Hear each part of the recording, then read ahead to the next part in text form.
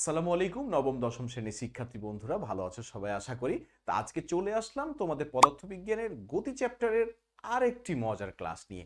আমরা এই অধ্যায়ের কিন্তু এর পূর্বে 7টি ক্লাস দিয়েছি, আজকে শুরু করছি আমরা পার্ট 8। আজকের ক্লাসে আমরা কি আলোচনা করব একটু দেখে নেই। আজকে আমরা আলোচনা করব পড়ন্ত বস্তুর সূত্রাবলী।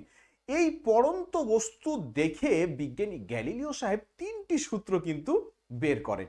তবে শর্ত হলো এই সূত্রগুলো মানতে হলে দুটো বিষয় আমাকে মানতে হবে, অর্থাৎ এই 3টি সূত্র যদি আমরা ব্যবহার করতে চাই তাহলে অবশ্যই দুটো শর্ত আমাকে মানতে হবে। কি সেই দুটো শর্ত? 1 নাম্বার শর্ত হলো একটি বস্তুকে যখন উপর থেকে ছেড়ে দেব আমরা, তখন স্থির অবস্থান থেকে ছাড়বো। অর্থাৎ একটি পড়ন্ত বস্তু যখন নিচে নামতে শুরু করবে, বলা হচ্ছে যদি স্থির অবস্থান থেকে নামে, অর্থাৎ তার আদিবেগ যদি শূন্য হয়। এই যে একটি বস্তুকে এখান থেকে জাস্ট ছেড়ে দেব, তাহলে এই যে এখানে তার বেগ কত ছিল? 0, তাহলে স্থির অবস্থান থেকে এটা পড়বে। তাহলে প্রথম শর্ত হলো স্থির অবস্থান থেকে। দ্বিতীয় শর্ত, এটা যখন নিচের দিকে নেমে আসবে তখন সে কোনো বাধা পাবে না। অর্থাৎ আমরা জানি উপর থেকে কোনো বস্তুকে ছেড়ে দিলে এটা বাতাসের সাথে ঘর্ষণ হয়, বাতাসের বাধা পায়, কিন্তু আমরা ধরে নিচ্ছি বাতাসের কোনো বাধা নেই। এই দুটো শর্ত যদি মানে, তাহলেই কেবল এই গ্যালিলিও সূত্রগুলো আমরা ব্যবহার করতে পারবো। ওকে, এখন ধরে নিলাম যে এই দুটো শর্তই আমি মানছি, তাহলে এখন চলো দেখি সূত্রগুলো কি। ওকে, প্রথম সূত্র কি বলছে? প্রথম সূত্র কি বলছে? প্রথম সূত্র বলছে, আমরা আগেই বলেছি স্থির অবস্থান থেকে। স্থির অবস্থান থেকে একই উচ্চতা থেকে বিনা বাধায় পড়ন্ত বস্তু সমান সময়ে সমান পথ অতিক্রম করে। ওকে, তাহলে এই যে দুটো বস্তু আমি নিলাম, আমরা বলছি এই বস্তু দুটোর আদিবেগ ছিল 0। ওকে, 0 মিটার পার সেকেন্ড। এই যে 0 মিটার পার সেকেন্ড স্থির আছে তারা। ওকে, এখন এই স্থির দুটো বস্তুকে আমরা বিনা বাধায় ছেড়ে দেব। ওকে, এখন এখান থেকে তাদেরকে ছেড়ে দিলাম, এই যে নিচের দিকে তারা পড়তে আছে। সাপোজ এটা 5 মণ ওজনের বস্তু, আর এটা মাত্র 100 গ্রাম ওজনের বস্তু। মানে এটা বিশাল বড় ওজনের একটা পাথর, আর এটা ছোট্ট এক টুকরো তুলা। ওকে, এটা হালকা, এটা অনেক ভারী।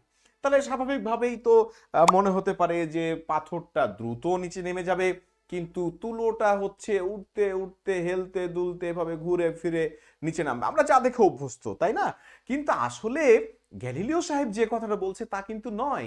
কি বলছে? যদি 5 মণ ওজনের একটি পাথর আর 100 গ্রাম ওজনের তুলা বা 2 গ্রাম ওজনের তুলা আমরা যদি একসাথে ছাড়ি, একই উচ্চতা থেকে যদি ছাড়ি, তাহলে তারা একই সাথেই মাটি স্পর্শ করবে। অর্থাৎ সমান সময়ে তারা সমান দূরত্ব অতিক্রম করবে, কেউ কম বেশি যাবে না।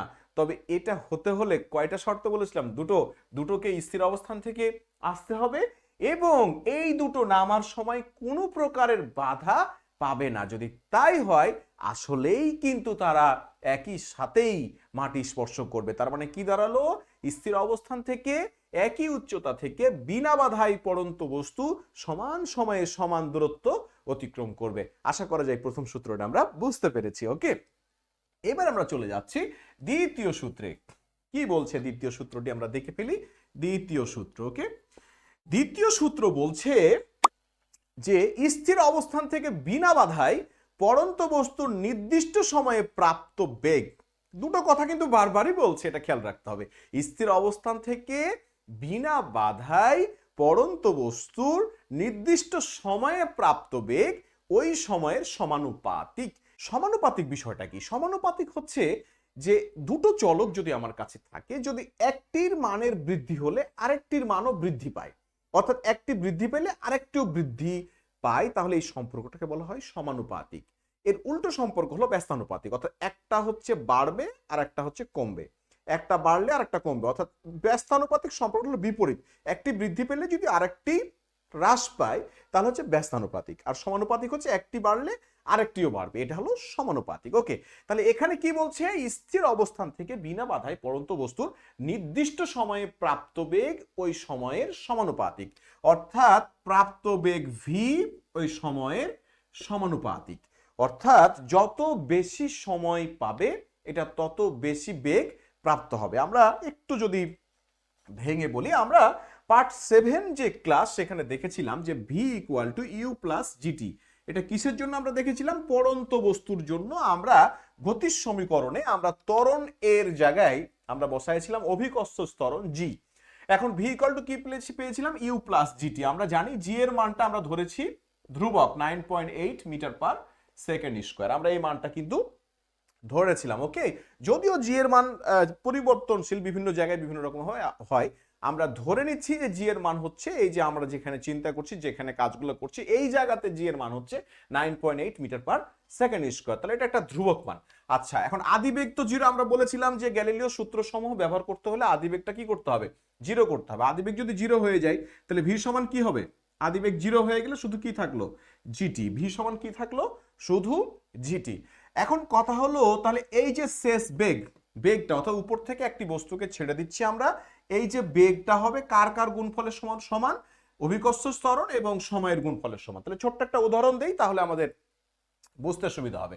সাপোজ আমি এখান থেকে একটি বস্তুকে ছেড়ে দিচ্ছি, এই যে একটি বস্তুকে ছেড়ে দিচ্ছি, আদিবেগ কত, জিরো। তাহলে এখন বলা হচ্ছে 1 সেকেন্ড পর তার বেগ কত হবে, 1 সেকেন্ড পর তার বেগটা কত হবে। তাহলে 1 সেকেন্ড পর বেগ ভি হবে জিটি, অর্থাৎ টি এর মান কয় সেকেন্ড, 1 সেকেন্ড। তাহলে ভি এর মান হবে শুধু জি, তার মানে কি 9.8 মিটার পার সেকেন্ড। যদি বলি 2 সেকেন্ড পর বেগ কত হবে, তাহলে ভি ইকুয়াল টু কি, ভি ইকুয়াল টু হচ্ছে জিটি। তাহলে 2 সেকেন্ড পর বেগ কত হবে, বা ভি ইকুয়াল টু 2 সেকেন্ড পর কত হবে, 2g, অর্থাৎ 9.8 এর ডাবল হয়ে যাবে। যদি একইভাবে বলি 3 সেকেন্ড পর বেগ কত হবে, ভি ইকুয়াল টু জিটি মানে কি হবে, 3g। তাহলে আমরা কি দেখছি, সময় যত বাড়ছে বেগটাও ঠিক তত গুণ বাড়ছে। দেখো, যখন আমার এক সময় যখন ছিল 1 সেকেন্ড, তখন ভি সমান ছিল শুধু জিটি, মানে শুধু জি, টি এর মান তো 1 বসে গেল। 2 সেকেন্ড সময় যখন হলো তখন ভি এর মান হলো 2g। 3 সেকেন্ড সময় যখন হলো তখন ভি এর মান হলো 3g। ভালো করে খেয়াল করো, টাইম যত গুণ হচ্ছে আমার বেগও ঠিক তত গুণ হচ্ছে। আমার টাইম যখন 1 ছিল তখন শুধু 1g বেগ, টাইম যখন 2 তখন 2g, অর্থাৎ টাইম হয়ে গেছে দ্বিগুণ, আমার বেগও হয়ে গেছে দ্বিগুণ। টাইম হয়ে গেছে 3 গুণ, আমার বেগও হয়ে গেছে 3 গুণ। কথাটা কি বোঝা যাচ্ছে? তার মানে বেগ ঠিক তত গুণ বাড়বে, সময় ঠিক যত গুণ বাড়বে।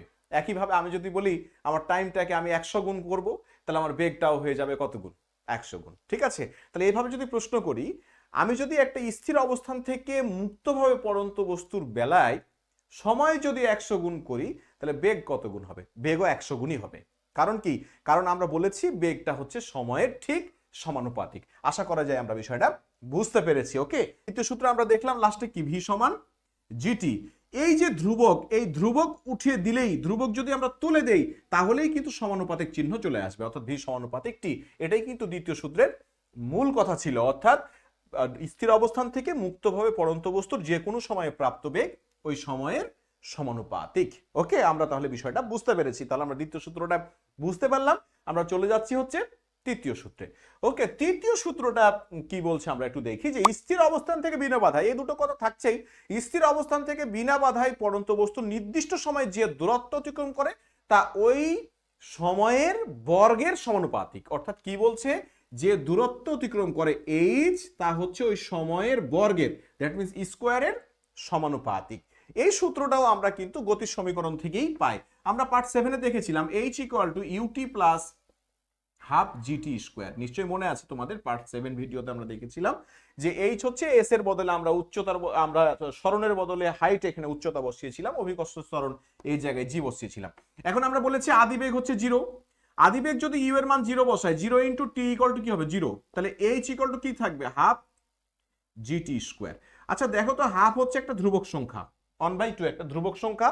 আবার জি এর মান তো আমরা বলছি 9.8 মিটার পার সেকেন্ড স্কয়ার, এটা একটা নির্দিষ্ট সংখ্যা, ধ্রুবক সংখ্যা।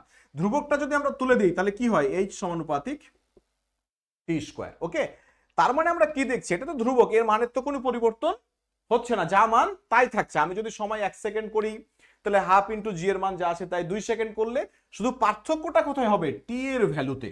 ওকে, তাহলে দেখো তো, এইচ সমানুপাতিক যদি আমি টি স্কয়ার করি, তাহলে সময় যদি 1 সেকেন্ড থাকে তাহলে এইচ এর মান সমানুপাতিক 1 স্কয়ার, মানে 1 আসলো এখানে, হাফ জি এর সাথে গুণ করে যা হয় তা হবে।